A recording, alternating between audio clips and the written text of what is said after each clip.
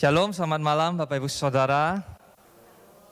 Bersyukur ya buat kebaikan Tuhan yang mengantar kita yang bisa berada di rumah Tuhan, beribadah dalam kebaktian doa malam hari ini, maupun juga jemaat yang mengikuti melalui kanal YouTube GKI Citra Garden. Pada kali ini kita akan bersama-sama belajar kebenaran firman Tuhan dengan fokus kepada tokoh Alkitab dalam Perjanjian Lama yang bernama Samuel. Bapak Ibu Saudara, sebelum kita bersama-sama mengawalinya, saya ingin memulai dengan sebuah foto ini.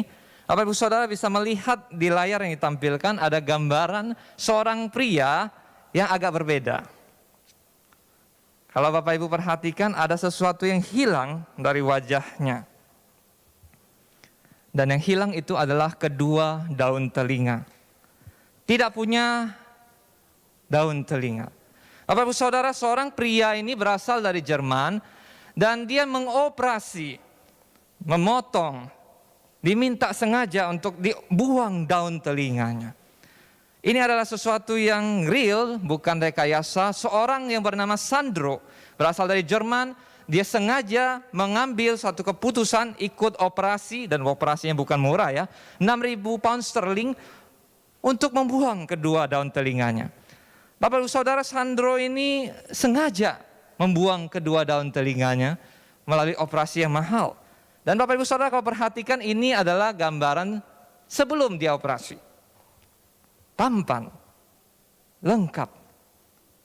Tetapi dia mengambil keputusan dalam hidupnya dan dia berulang kali memodifikasi tubuhnya. Dia mengadakan berbagai macam operasi.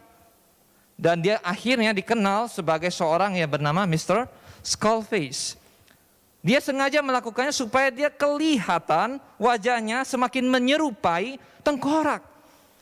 Dia mengadakan 17 kali modifikasi tubuhnya selama 13 tahun terakhir.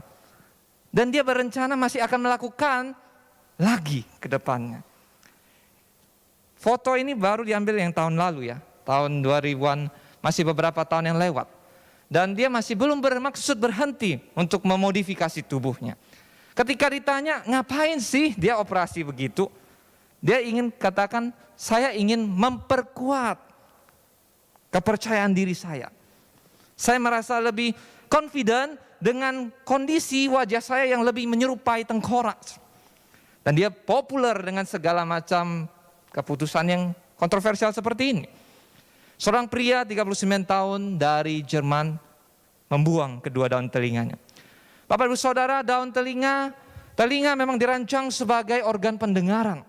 Dan kita mungkin bergidik atau ngeri atau merasa sangat tidak comfortable dengan keputusan yang seperti ini. Dipotong, ngapain dipotong begitu ya? Padahal wajahnya sebelum operasi juga bagus, tampan. Tetapi ada telinga rohani yang mungkin kita sudah abaikan. Kita mungkin tidak srek dengan tampilan wajah tanpa telinga jasmani.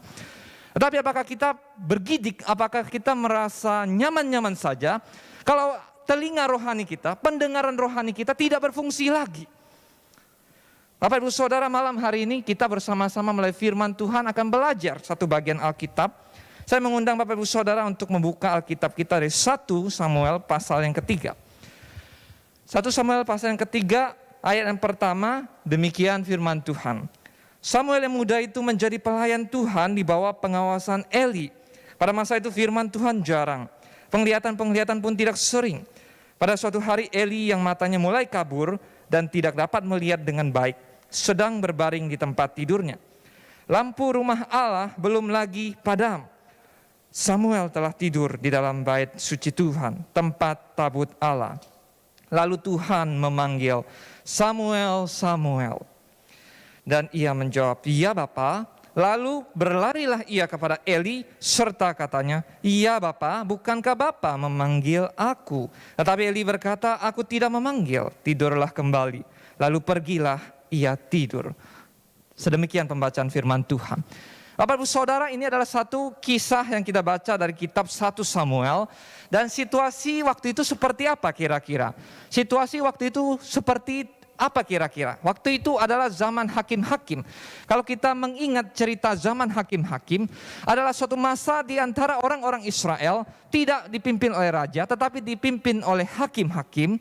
Dan pada masa itu umat Israel mengalami kemerosotan spiritual dan moral.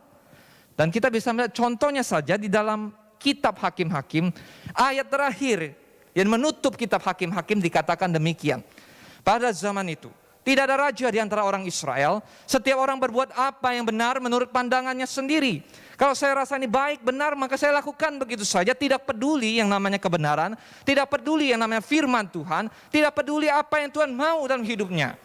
Hanya menurut apa yang dia pandang baik, dia senang, dia suka, lakukan. Bukankah kita hidup di dalam masa yang seperti sekarang ini juga demikian orang-orang. Merasa ini baik, merasa ini oke, merasa ini menyenangkan, memuaskan, membahagiakan saya. Maka saya lakukan begitu saja. Bapak Ibu Saudara, ini adalah masa-masa kelam di dalam perjalanan umat Israel. Dan di dalam kitab 1 Samuel, kalau kita balik ke pasal kedua, ayat ke-12 sampai 17, saya bacakan ayat 12. Adapun anak-anak lelaki Eli adalah orang-orang dursila. Mereka tidak mengindahkan Tuhan ataupun batas hak para imam terhadap bangsa itu.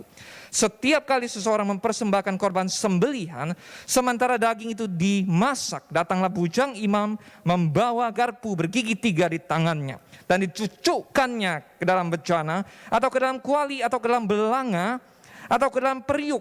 Segala yang ditarik dengan garpu itu ke atas, diambil imam itu untuk dirinya sendiri. Demikianlah mereka memperlakukan semua orang Israel yang datang ke sana, ke Silo. Ini satu cuplikan dari anak-anak Imam Eli, Hofni dan Finehas. Bagaimana anak seorang imam bukannya menjadi contoh di tengah-tengah umat, bukan menjadi teladan di tengah-tengah umat, tapi justru tidak mengerti, tidak menghargai batas hak imam, tidak menghormati kesucian korban yang dipersembahkan kepada Tuhan, dan mengambil sesuka-sukanya. Imam yang harusnya mengerti aturan main di rumah Tuhan, mengerti bagaimana menjaga kesucian, menghormati batas hak imam. Tetapi kedua anak dari Imam Eli justru melanggar. Pemimpin spiritualnya saja seperti ini. Bayangkan umatnya seperti apa. Dan ayat ke-22 dikatakan, ayat 22 berbunyi demikian, Eli telah sangat tua apabila didengarnya segala sesuatu yang dilakukan anak-anaknya terhadap semua orang Israel, dan bahwa mereka itu tidur dengan perempuan-perempuan yang melayani di depan pintu kemah pertemuan. Bayangkan, kedua anak Eli, imam, tidur dengan perempuan, melakukan dosa seksual di depan kemah pertemuan. Perempuan-perempuan yang melayani di kemah pertemuan justru diajak melakukan dosa. Jadi sangat bobrok, sangat merosot secara spiritual dan moralitas pemimpin di antara umat Israel ini. Dan dikatakan di pasal yang ketiga, ayat pertama, firman Tuhan itu langka. And the word of the Lord was rare in those days. Firman Tuhan tidak terdengar. Yang menjadi makanan keseharian adalah keberdosaan, pelanggaran, kebobrokan moralitas, pelanggaran spiritual bahkan terjadi di tengah-tengah rumah Tuhan. Di tengah-tengah orang-orang yang seharusnya menjadi pemimpin rohani bagi Israel. Firman Tuhan jarang, penglihatan pun langka, tidak sering. Ini yang menjadi situasi pada waktu itu. Dan kalau kita melihat nama Samuel, di dalam bahasa Ibrani Samuel, itu apa sih arti namanya? Nama Samuel itu kalau kita telusuri kembali di dalam bahasa Ibraninya, itu bisa merupakan gabungan antara dua kata, Sem dan El. Sem itu nama. Jadi arti namanya Samuel itu pertama, dalam pengertian pertama, namanya adalah El. Namanya adalah Allah. Tetapi sebagian pakar bahasa Ibrani maupun pakar Alkitab juga memberikan satu penafsiran, arti namanya juga bisa berarti yang lain. Kenapa? Karena di dalam bahasa Ibrani ada satu kata juga yang mirip bunyinya. Syama. Syama ini artinya mendengar. Jadi Syama dan El, Samuel. El telah mendengar. Nah, sebagian juga pakar menerjemahkan menjadi seperti ini. Telah didengar Allah. Nah, kalau kita melihat konteks cerita di dalam 1 Samuel pasal pertama, Samuel itu adalah anak yang didoakan kehadirannya oleh ibunya Hana. Hana mandul dan Hana berseru datang ke rumah Tuhan, memohon supaya Tuhan mengaruniakan kepadanya anak. Dan kalau Tuhan berikan kepada dirinya seorang anak, ia persembahkan anaknya untuk melayani di rumah Tuhan seumur hidup. Dan Samuel adalah jawaban dari Tuhan atas doa permohonan Hana. Maka di dalam pengertian ini saya juga cukup setuju dengan pengertian bahwa diterjemahkan arti nama Samuel itu adalah El telah mendengar atau telah didengar Allah. Sebagaimana Samuel merupakan jawaban Tuhan yang mendengar doa permohonan sang ibu Hana. Bapak Ibu Saudara yang dikasihi Tuhan, kalau kita melihat lebih jauh, di dalam pasal pertama ayat 24 sampai 28, Samuel itu diserahkan Hana kepada Tuhan.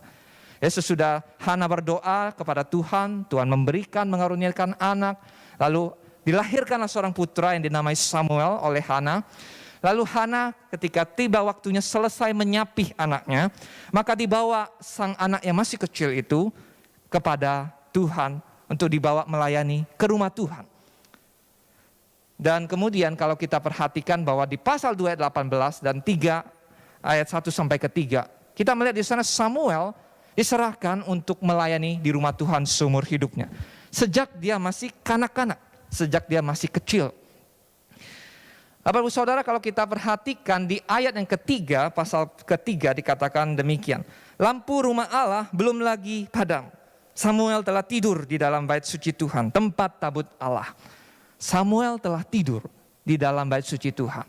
Jadi waktu kondisinya adalah ketika itu sudah malam. Tetapi di dalam rumah Tuhan, lampu atau pelita itu harus terus menyala. Maka dia harus menjaga. Kalau minyak itu habis, maka dia harus tambahkan minyak supaya pelita di rumah Tuhan tetap menyala. Nah, waktu itu dia sebenarnya sudah larut malam dan dia sudah tertidur. Lalu kita melihat bahwa ceritanya di ayat keempat. Lalu Tuhan memanggil Samuel, Samuel. Dan dia menjawab, "Ya Bapa." Lalu berlarilah ia kepada Eli serta katanya, "Ya Bapa, bukankah Bapa memanggil aku?" Tetapi Eli berkata, "Aku tidak memanggil, tidurlah kembali." Lalu pergilah ia tidur. Kalau kita melihat di sini ketika dia mendengar suara itu, dia tidak langsung paham.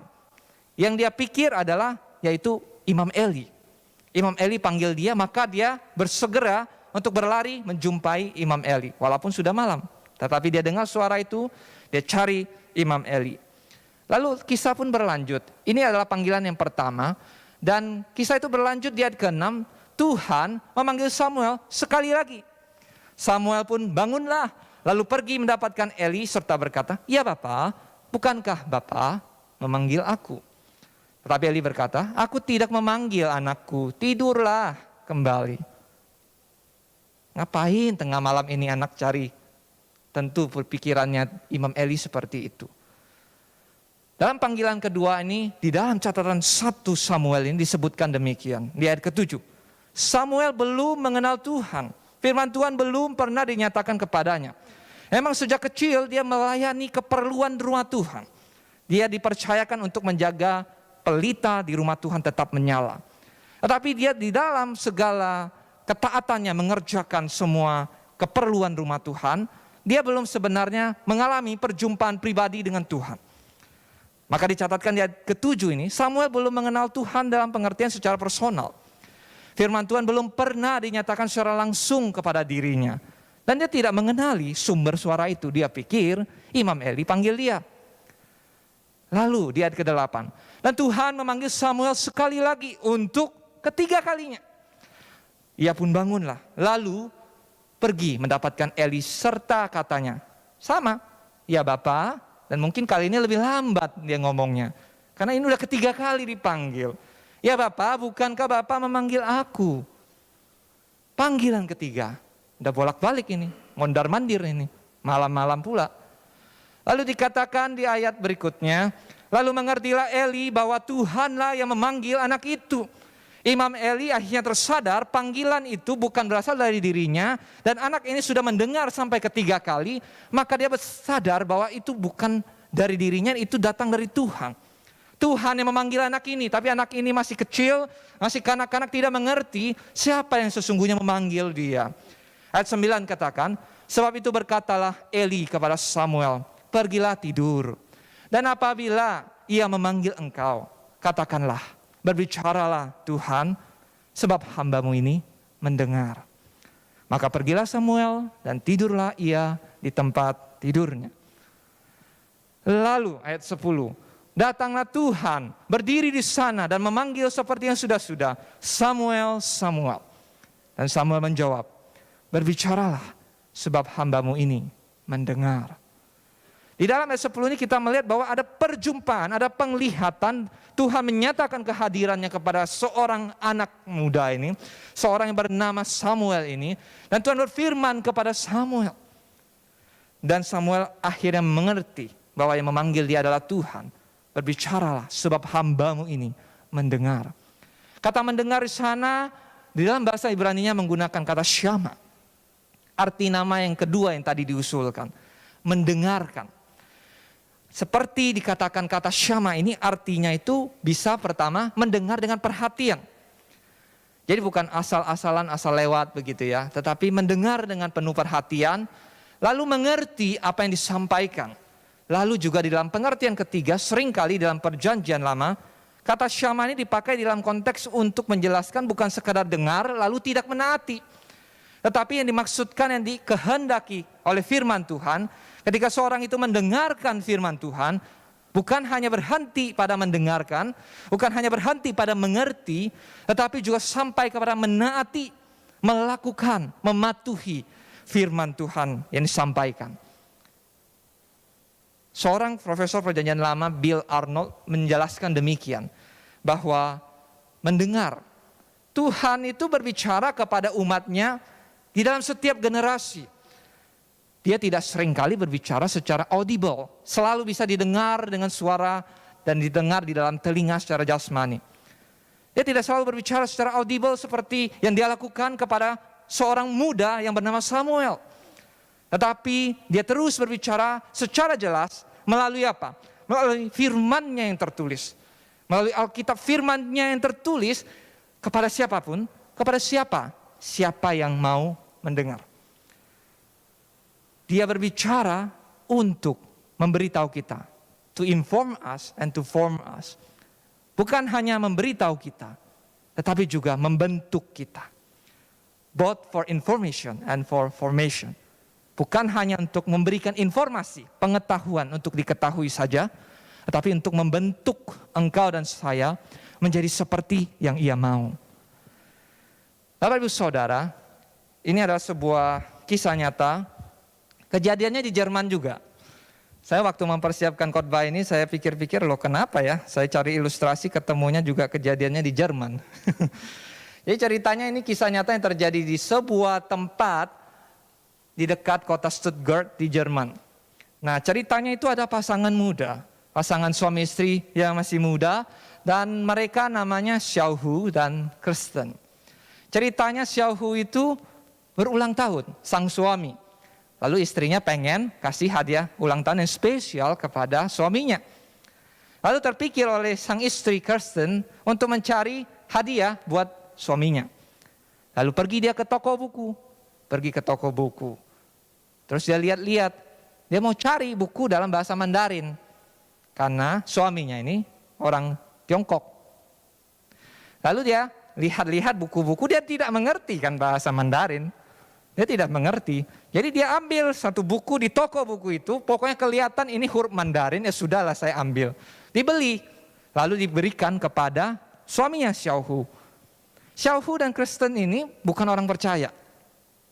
Jadi ketika Xiaohu mendapatkan Alkitab bahasa Mandarin, dia lihat, ngapain kamu kasih saya hadiah ulang tahun seperti ini?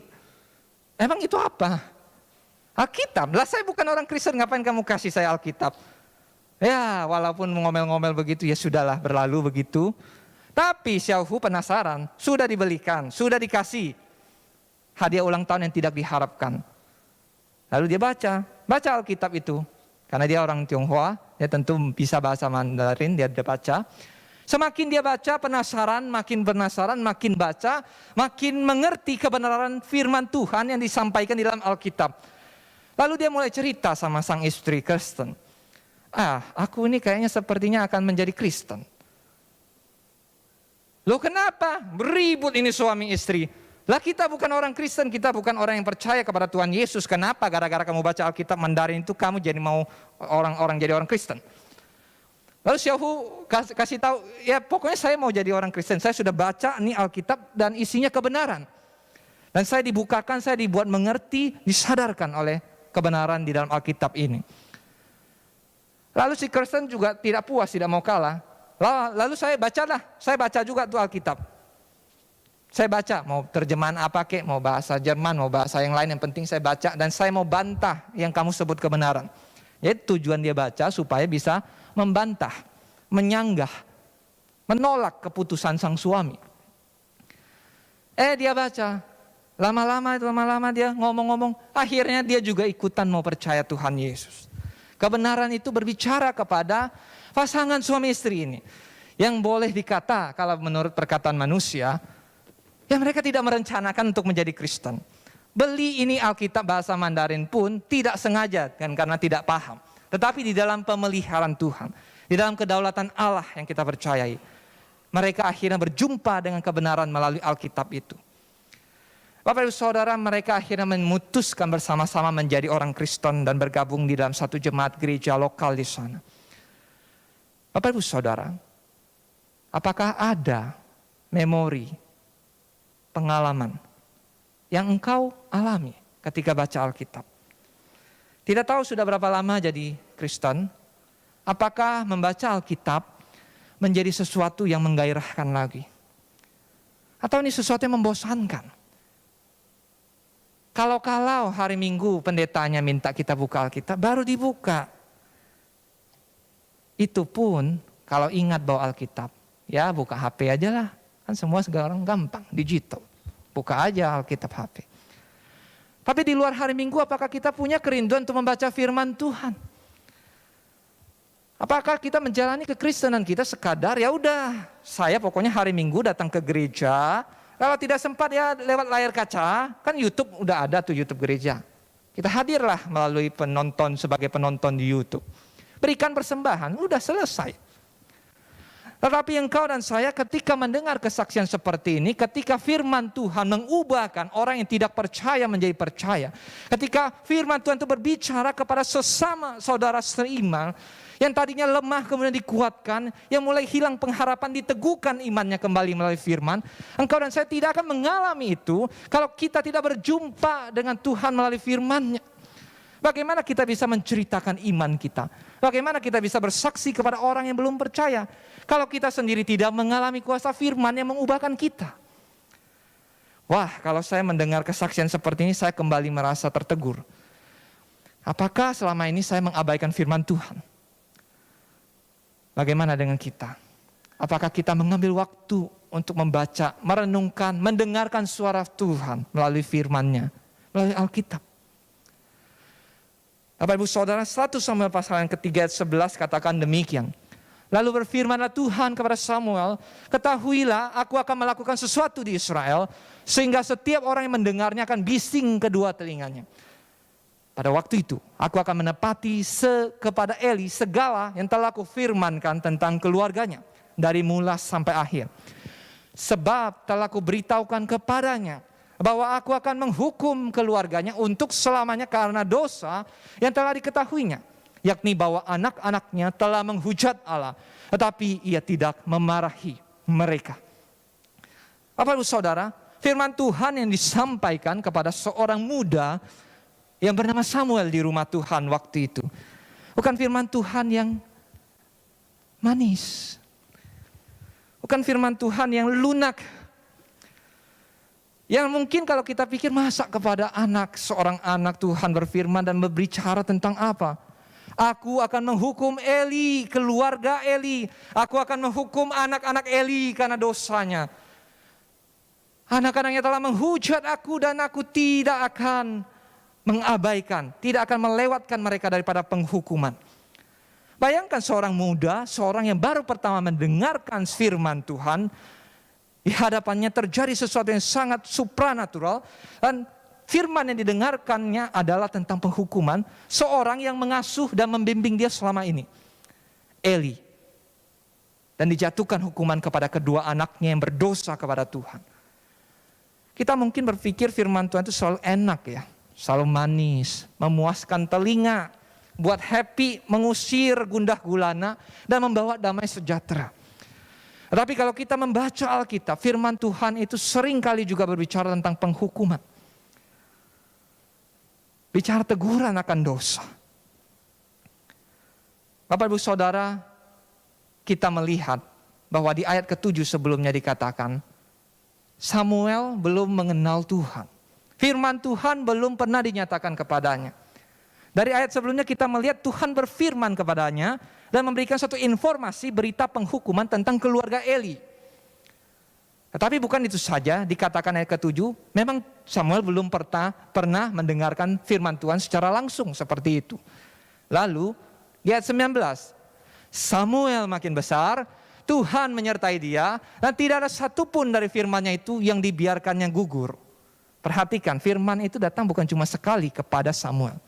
Samuel bertumbuh makin dewasa, dan Tuhan menyertai Samuel. Tidak satupun dari firman Tuhan yang diberikan kepada Samuel dibiarkannya gugur. Mengapa ini penting?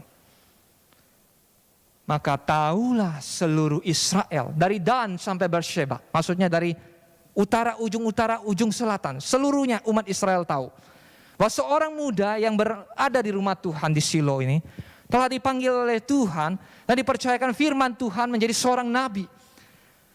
Samuel telah dipercayakan jabatan nabi Tuhan. Karena apa? Karena firman Tuhan diberitakan kepada dirinya, dan firman Tuhan itu disampaikan Samuel kepada bangsa Israel. Dan firman Tuhan itu tergenapi. Bapak Ibu Saudara, seorang yang bernama J.A. Packer, seorang hamba Tuhan, teolog, penulis buku, dia katakan seperti ini. Here therefore is a further reason why God speaks to us. Ini adalah alasan lebih lanjut mengapa Tuhan berbicara kepada kita, bukan hanya untuk menggerakkan kita melakukan sesuatu yang Dia inginkan, tetapi untuk memampukan kita mengenali Dia, kenal Tuhan, sehingga kita mengasihi Dia. Karena itu Allah mengirimkan firman-Nya kepada kita dalam pengertian apa? Both information and invitation. Baik secara sebagai informasi maupun sebagai undangan. Jadi ada kedua sisi dari karakteristik firman Tuhan yang diberitakan kepada kita. Pertama, memberitahu kita tentang sesuatu yang Tuhan ingin kita ketahui. Kedua, tapi firman Tuhan juga diberitakan kepada engkau dan saya sebagai suatu bentuk undangan. Undangan untuk mengenal sumber dari firman itu, yaitu Tuhan sendiri. It comes to woo us as well as to instruct us. Datang untuk membujuk kita, membawa kita, mengundang kita di dalam masuk ke dalam relasi pengenalan akan Tuhan. Dan juga untuk mengajar engkau dan saya. Bukan hanya memberikan satu gambaran bahwa apa yang sudah Tuhan lakukan dan sedang kerjakan. Tetapi juga memanggil kita masuk ke dalam persekutuan yang pribadi, yang personal dengan Tuhan yang mengasihi kita. Apakah kita rindu mendengarkan firman Tuhan? Bukan sekedar untuk tahu, tapi untuk memenuhi undangan Tuhan. Untuk mengenal dirinya. Untuk berelasi dengan Allah sang sumber kasih itu. Allah sumber kebenaran itu. Allah yang menyelamatkan engkau dan saya. Bapak Ibu Saudara, kalau kita recap ya, perjalanan kehidupan Samuel secara ringkas. Samuel itu diserahkan kepada Tuhan menjadi imam. Melayani di rumah Tuhan di Shilo. Itu yang dicatat di dalam pasal pertama sampai kedua. Lalu Samuel itu mendengarkan suara Tuhan memanggilnya. Awalnya dia tidak kenal suara itu dari mana. Dia kira suara Eli. Tetapi Tuhan menyatakan dirinya. Tuhan menyatakan firman kepada Samuel yang masih muda itu. Di pasal yang ketiga. Dan Samuel ini juga dipercayakan satu pelayanan menjadi seorang nabi. Nabi yang menyampaikan firman Tuhan kepada umat Israel. Di tengah segala kebobrokan umat Israel yang makin jauh dari Tuhan, yang mengerjakan segala macam dosa dan kebobrokan moral spiritual, Tuhan berfirman melalui Samuel kepada umatnya. Dan ia juga dipercayakan Tuhan untuk melayani sebagai seorang hakim. Hakim yang terakhir dari segala rentetan hakim-hakim di Israel. Dan hakim yang terbaik.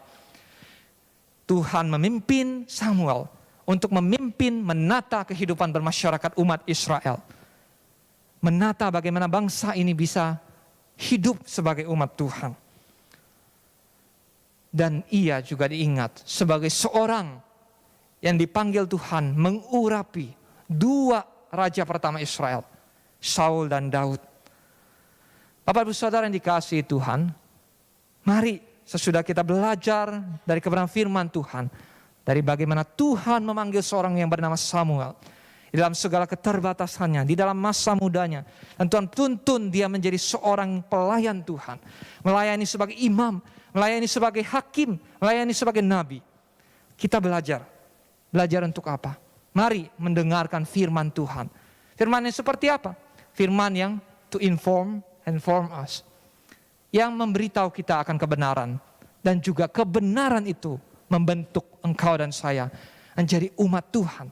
Hidup seperti yang Tuhan kehendaki. Dan juga kita belajar untuk memiliki relasi pengenalan akan Tuhan melalui firman-Nya. Banyak sekali orang berkata, Tuhan tidak berfirman, Tuhan tidak berbicara, Tuhan tidak ngomong sama saya. Coba Tuhan kasih penglihatan. Coba Tuhan kasih pengalaman spiritual. Coba Tuhan berbicara di dalam terang kemuliaan-Nya kepada saya. Maka saya akan hidupnya lebih benar, lebih setia ikut Tuhan. Apakah demikian? Satu kutipan yang saya ingat. Jangan berkata Tuhan tidak berbicara kalau Alkitabmu tertutup. Buka, baca Alkitab, firman Tuhan yang tertulis. Melalui firman Tuhan, kita masuk ke dalam relasi pengenalan akan Tuhan. Dan ketiga, kita belajar untuk melayani Tuhan sesuai panggilan yang dipercayakan Tuhan kepada kita masing-masing. Samuel dipercayakan banyak hal, dan Tuhan memberkati pelayanannya, menjadi imam, menjadi nabi, menjadi hakim. Tapi engkau dan saya, sesuai karunia yang dipercayakan Tuhan masing-masing, sadarilah itu bukan untuk kepentingan diri sendiri. Tapi itu untuk kepentingan kerajaan Allah. Untuk membangun sesama umat Tuhan, gereja Tuhan. Karunia yang Tuhan berikan bukan untuk kemuliaan diri kita, tetapi untuk kemuliaan Tuhan. Dan kita dipanggil untuk melayani sesuai panggilan Tuhan, sesuai karunia yang Tuhan percayakan kepada engkau dan saya. Mari kembali melayani Tuhan.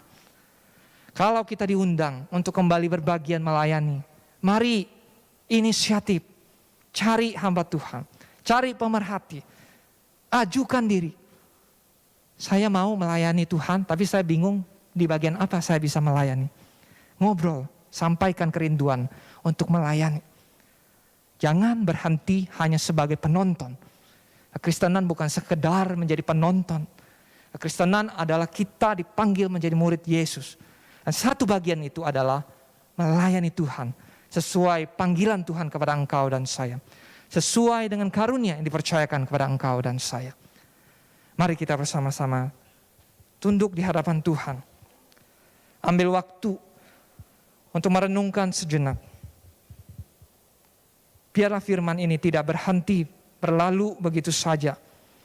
Kita ngeri, kita merasa uncomfortable dengan orang yang membuang daun telinganya.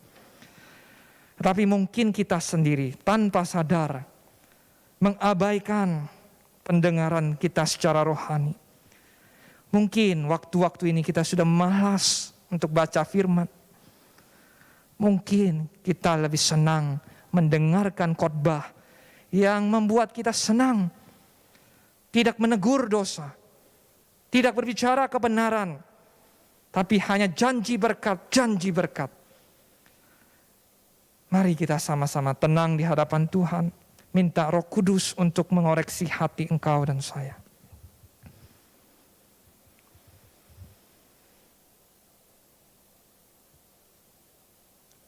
Ya Tuhan, kami datang di hadapan-Mu. Di dalam segala kelemahan, keberdosaan kami Tuhan. Engkau Allah yang sedemikian mengasihi dan beranugerah kepada kami. Sebagaimana nyata di kayu salib, darah yang tercurah itu. Ampuni kami Tuhan, kalau kami bermalas-malasan, mengabaikan firman-Mu dalam kehidupan kami. Tolong kami Tuhan, agar hati kami terbuka untuk dikoreksi oleh firman-Mu. Bukan hanya mendengar untuk tahu, tetapi juga memenuhi undangan Tuhan. Supaya kami masuk di dalam relasi mengenal Tuhan melalui firman. Bukan hanya mendengar, tetapi juga menaati, mengenal Tuhan, sumber firman, sumber kebenaran, sumber kasih. Terima kasih ya Tuhan, tolong kami, kiranya Roh Kudus mampukan kami berjalan menjadi murid Yesus, mencintai firman-Mu, dengar-dengaran akan kebenaran firman-Mu, dan juga menjadi pelaku firman. Terima kasih Bapa yang baik. Gerakan hati kami untuk ikut Tuhan dan melayani Tuhan seumur hidup kami. Di dalam nama Tuhan Yesus kami ucap syukur dan berdoa. Amin.